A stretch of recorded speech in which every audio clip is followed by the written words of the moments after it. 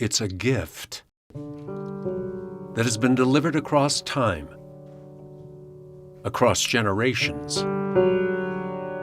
It took shape at the beginning of the American century, a time of optimism, a time of unlimited possibilities.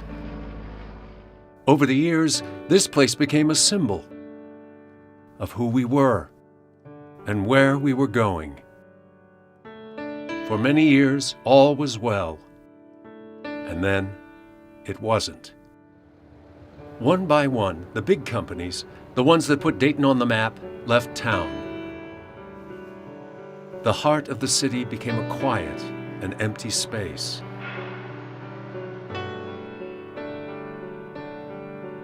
It was as if the people who came here for so many years simply disappeared. Tough times in the Gem City.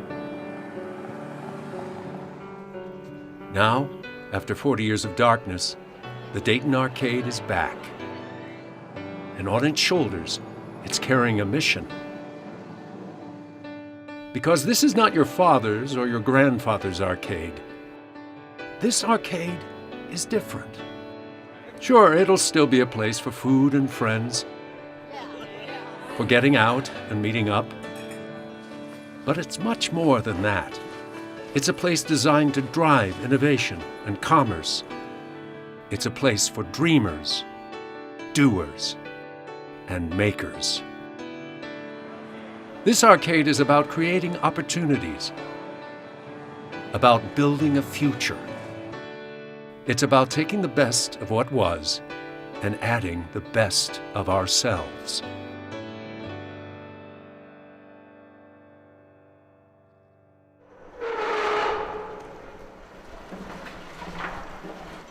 In 2019, the arcade was a mess. But in late summer of 2023, a day at the arcade looked like this. It's 7:30 a.m., and many of the arcade's 217 residents are up and preparing for the day. Soon the information workers start arriving at the hub. 130 separate companies have a presence here. The first wave of students from the University of Dayton arrive around 9:30. Over 400 students will attend classes here today. And in the area known as the Tank, aspiring entrepreneurs engage with seasoned business people, learning tips and techniques and making connections. Upstairs in the Cross Street office, Dave Williams is on a Zoom call reviewing construction milestones for the North Arcade project. That transformation is underway. New retail and hospitality space is taking shape. Office space in the arcade filled quickly. The demand for more space meant building out the third floor. Today, this area, known as the upper deck, features a large classroom that overlooks the rotunda and 40 new offices. On the first floor, the Contemporary is hosting artist talks, like this one by Harvard professor and former photography critic of the New York Times Magazine, Teju Cole. Visitors also take in a new installation by Dayton artist Amy Lynn Powell. So much is happening in the arcade, but until recently, something's been missing. And it's the one thing that everyone wants: the opportunity to come in any day of the week, get some food or drinks, and just enjoy the space. But of course, the reason for that delay is a familiar one. It was difficult for Cross Street to procure those hospitality tenants because all of the restaurants were in probably the most challenging time that they have ever experienced.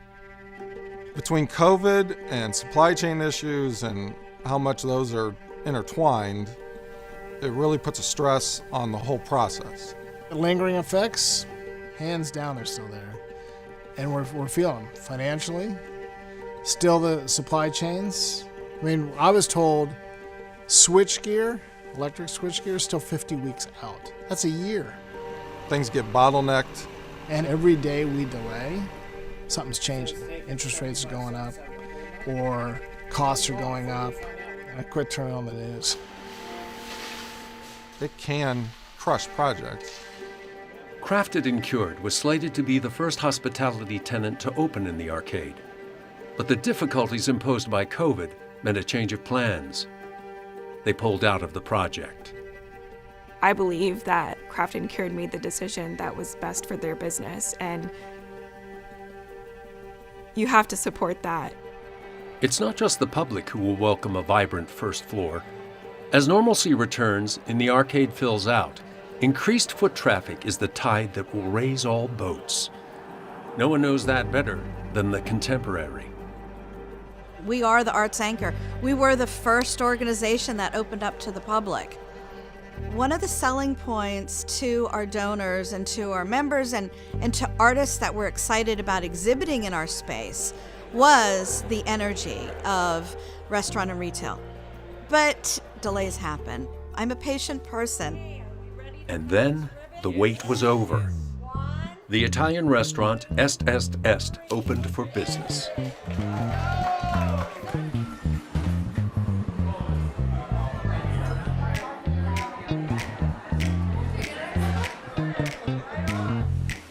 Then more good news.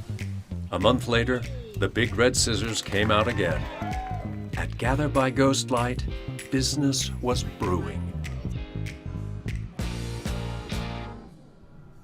Coffee was my second career. I started out as a music teacher.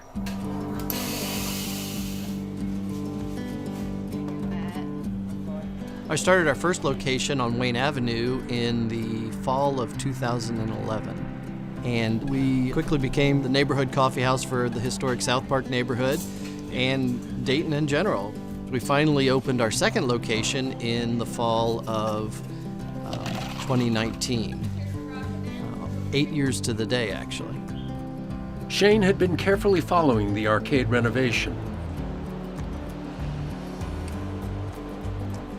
It's such an iconic feature of downtown Dayton, and I felt like it was somewhere that I would like to take Ghostlight. But yeah, we are very close to both of our other locations, just minutes drive, and so we have to take a little bit different approach for this new shop.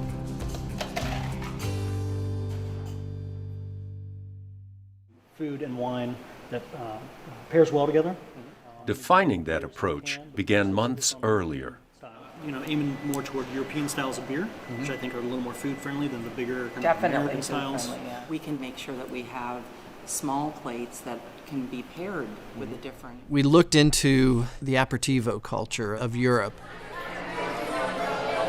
and that meeting place after work but before going home, and kind of a happy hour, but not your typical happy hour. This is going to be light fare, light cocktails, some beer or some wine, and of course, the coffee culture mixed right in with it. And there's a twist.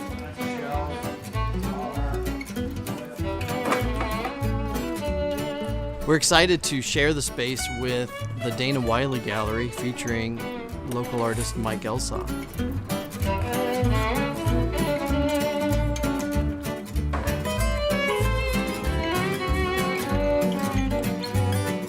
There's going to be music, and we'll have a lot of artist talks, events, maybe a rodeo, charity, possibly tie into weddings. I'm excited about that opportunity. Good energy, and the energy of the past is heading us into the future. Mike Elsoff, his background, he was an insurance agent that is now one of the hottest artists across the U.S. He sells stuff everywhere. He's like in Sedona, he's out in L.A.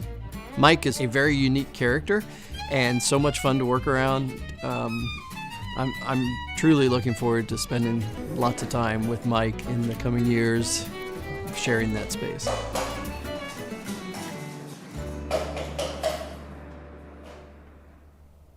At Moda 4, the arcade design team has been busy. In addition to Shane's space, they've been working on numerous other designs. One of those projects is for a well-known, well-respected local restaurateur. Charlie Carroll, table 33, is going to take the corner of 4th and Main. What's interesting about Charlie, he's been one of the few that have been able to survive over in that part of downtown where he is right now. Charlie Carroll is an avid entrepreneur, and he's really passionate about his brand. And I think this is a great new location for them to have a more connected presence in downtown Dayton. When we were asked to be a part of the arcade, we felt like it matched our DNA in doing something that is locally focused, because when you focus locally, everyone wins. Charlie knows that restaurants will be a vital part of the arcade's success. I think if you study revitalization, whether it's Indianapolis, New York, Cleveland, Austin, other cities that have revitalized, which is such an important thing on our local and regional level, you understand that restaurants usually lead to residential, which then leads to retail. And so restaurants play a very important part in any inner city's revitalization. There'll be a minimum of 3 other restaurants, and they'll all be opening within 6-7 months of each other. That's exciting for the whole development. Another new tenant offers a slightly different fare. They deliver food for thought over the airwaves. Support for WYSO comes from our sustaining members. WYSO is the NPR affiliate for Greater Dayton, which means that we carry national and international programs coming to us from NPR. But we also have a really robust local news operation. We have a local music operation, and we do community trainings where we teach people to make radio. I've always wanted to have a physical storefront presence in Dayton where most of our listeners reside. The arcade is the perfect place to be. It's highly visible. When people walk by, they'll be able to see us recording interviews or recording performances, and it'll be networked to communicate with our headquarters in Yellow Springs, so file transfers and everything will be really easy. It's been a great experience because they're tenacious and driven, but also very collaborative. You know, it took us a while to raise the money. They waited for us. We started talking to Luke Dennis 3 years ago. From the very first meeting, they said, oh my gosh, WYSO is a great fit for this project. The time is 10:36. You're listening to 91.3 WYSO. But YSO isn't the only media company in the arcade. We have iHeartMedia. So what's been interesting are these 2 entities, right, that are really sort of very different in a lot of ways in what they offer in content. I don't think I could have ever imagined that kind of mix, but I think it's fantastic to have both of this media content elements there. Ghostlight, Table 33, WYSO, all well-regarded, well-known local brands. But this version of the arcade is also about creating opportunities for new faces. One such job-creating opportunity is the 6888 Kitchen. The 6888 Kitchen is an incubator. So we are going to service local food entrepreneurs and give them a place to grow and scale their business. Jamaica White and her partners, Charlinda Scales and Debria Rice, have been planning, presenting, and pitching this project for 4 years. They are all highly experienced and successful food entrepreneurs. Charlinda is also a major in the United States Air Force Active Reserve. It's a 10,000 square foot kitchen. It will service individuals looking to cater, individuals who are going to do co-packing and they want to sell their product on shelves. There's also a retail space where public can come in, buy the new sauce that's just come out of the kitchen. So it's going to be a great ecosystem there.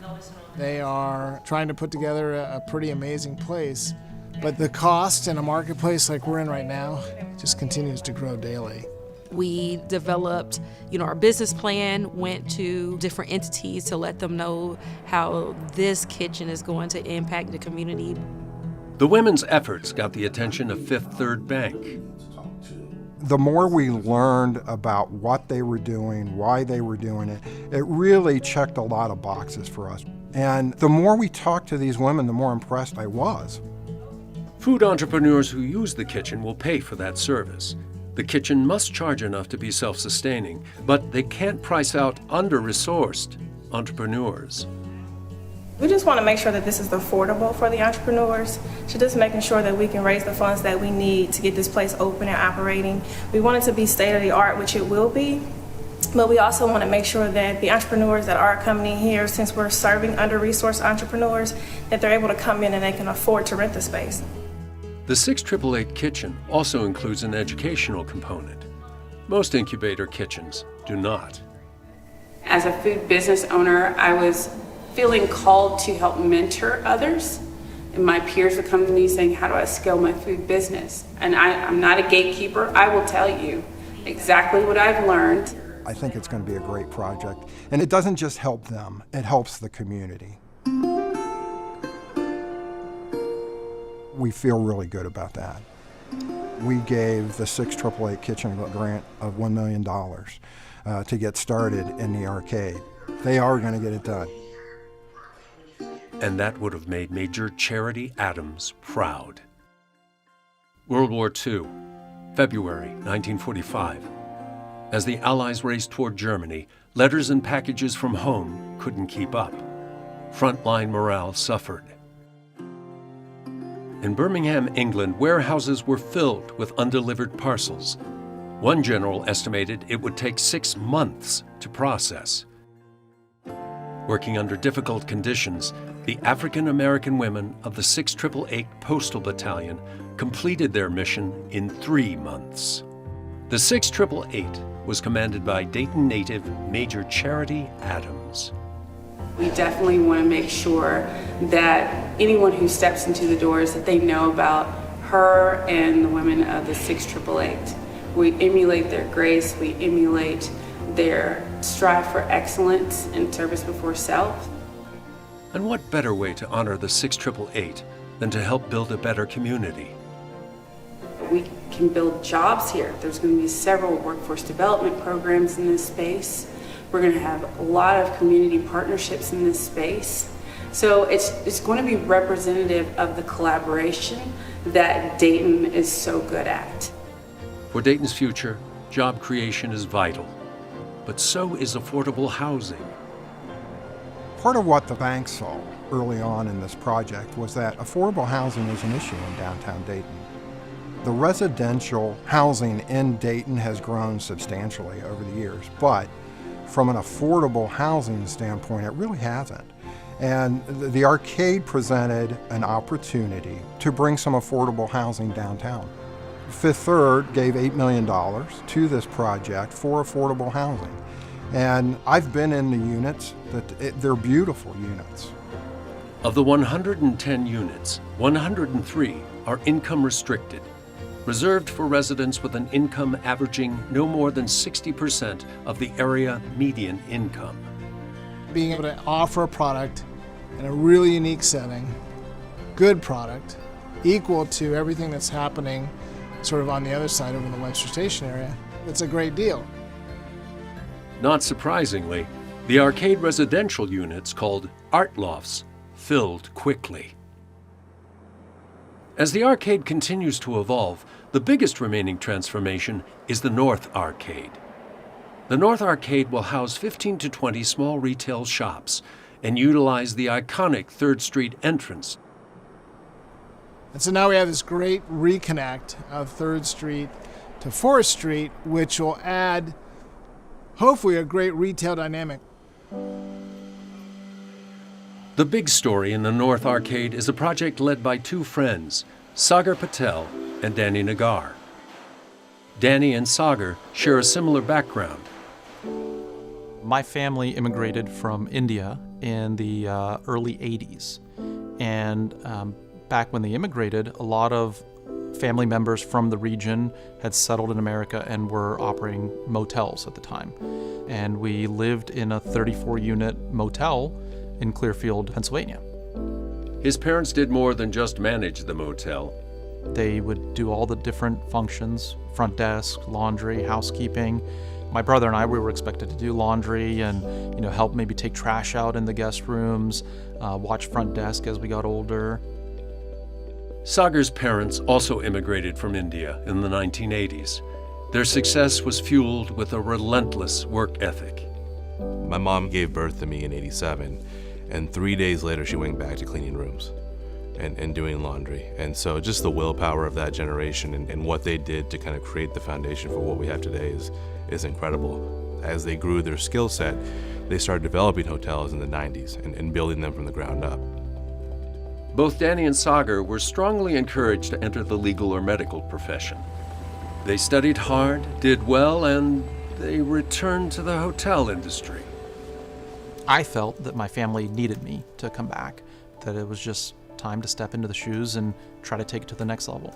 They weren't thrilled, but they allowed me to do it. I think that if you ask him now, my dad, he's very excited that I joined, and it's been good synergy between the two of us.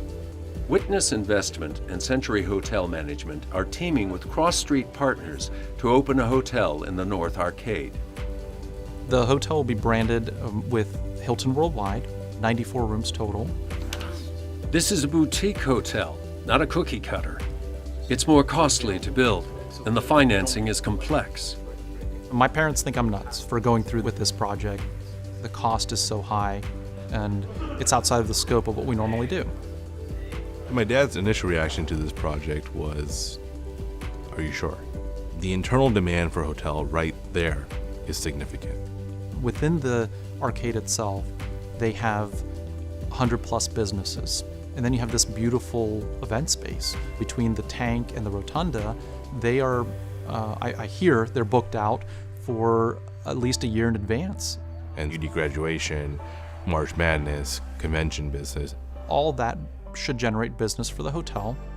There's so much energy here, it's hard to believe that not long ago it looked like the arcade would end up as a gravel lot. Once UD said that we're on board, then it became real.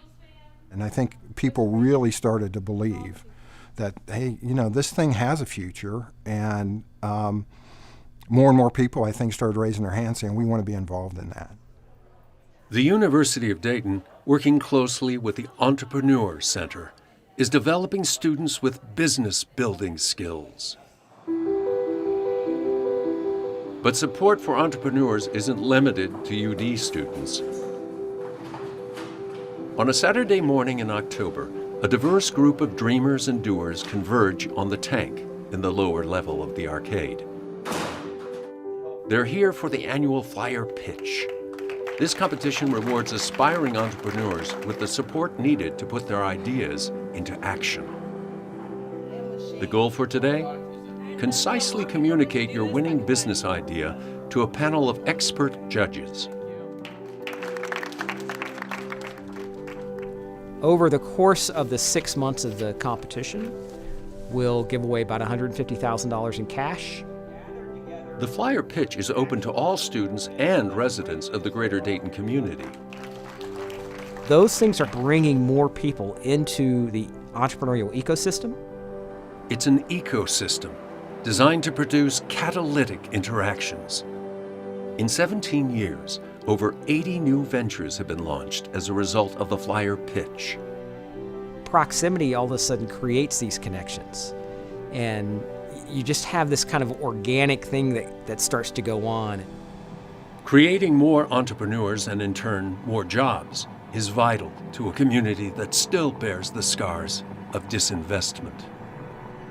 There's been a real focus on trying to grow the small and middle market companies in Dayton, Ohio, instead of depending on 2 or 3 large corporations. For the future of Dayton, I think it's better. Creativity is the common thread that connects so many aspects of the arcade. In this place, art is elemental. Sierra Leone is the Arcade Hub's first artist in residence. For me, writing started very young. I love to journal. I love to express myself. Walls holding a cornucopia of heritage. I live solely by what my grandmother would say, we are definitely better together. And in that, there's always room for another perspective.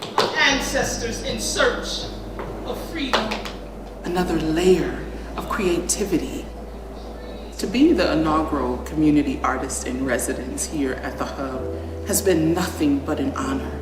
For me, I'm an entrepreneur as well as an artist because I manage my own arts organization. And being in a position where I could have a seat at the table and bring the voice of community was priceless for me. We can use the power of art, the power of words.